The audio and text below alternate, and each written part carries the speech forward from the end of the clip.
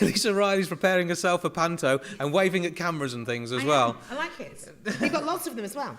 Lisa, I mean, how many years have you been doing Panto now? Surely too many for your tender years. Oh, with no Botox, I can say. This is my 17th. Yes, and still no Botox. Yeah, it's kind of weird. I wouldn't know Christmas without it. People say to me, just have 1 year off. And then I think about it, and then I go, why? I love it. I genuinely love it. It's the one time a year where the kids can jump into the storybook and they can be involved, and they love being involved. And the more they do, and we see that, it's like such an adrenaline boost for us. Yeah, I literally couldn't think of a Christmas when I wouldn't do Panto.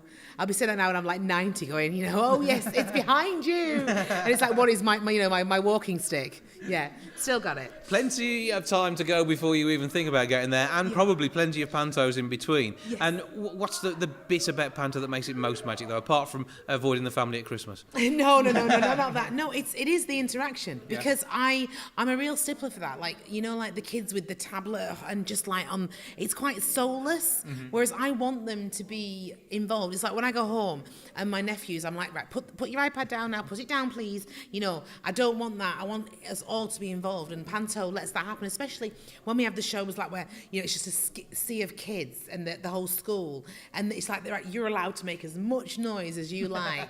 It's great for them. Yeah, it's great, and the families love it as well, because there's all the innuendos, the double entendres and stuff for the adults, and we love it when the adults get it, because it's there for them. So, and the slapstick, which obviously everyone enjoys. So there's something for everybody. And you have a magical role this year. Yes, I'm always magical. I played baddie once and I loved it, and then I was like, why? They won't let me ever play baddie, ever. Because you're too nice. Probably, yeah, I think so. But it's like, as an actor, you know you can do it as well. But yeah, I'm the slave. I've played this part once before. I've done Aladdin now. This is my 5th one. Yeah, I played the Empress of China twice. And I played the slave once, so I'm back playing the slave again. Yeah. And today I got to hold a snake, and I was like Britney. It was amazing. And that would be interesting if that features in more of the show. But you now want a pet snake? Is that the way it works? I want a snake. I want a live snake every show. Yeah, they'll probably get me like one from like Toys R Us. Yeah, but now I've got a real one. I felt more like a slave. You played the part. Good, yeah.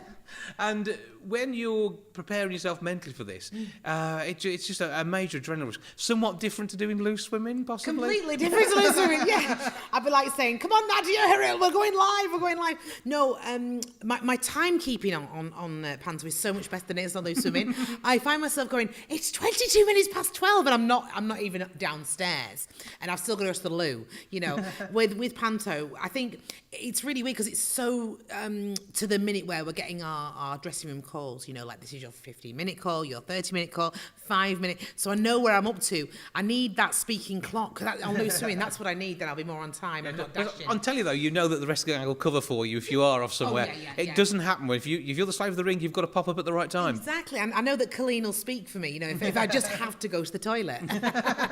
As long as it's all lavatorial, that's what counts. Exactly. But I think that helps with the part of the humour of Christmas as well, and the Panto fun that you're going to have. And as you said, you've got some interesting innuendo in there. And it must be quite good fun with well, it hasn't quite gone to plan, and the ad-libs that do sneak in. Now, I do realise that sometimes in Panto the ad-libs are scripted, but yes. I can imagine you're a nightmare for the real thing. Yeah, I am, because I think it's like anything. I'll go back to loose swimming. Whatever's in the papers that day, we're going to talk about. And if it's funny, then let's share it with the audience, because we're all singing from the same hymn sheet, you know. If something like the Spice Girls decide to break up again for the 90th time, then of course, we're going to make a gag about the Spice Girls. And that's nice, and that keeps the energy for us in the air as well. You know, remember, we're doing 2 shows a day every day. So if, yes, I tend to deviate from the script a little bit. I always bring it back.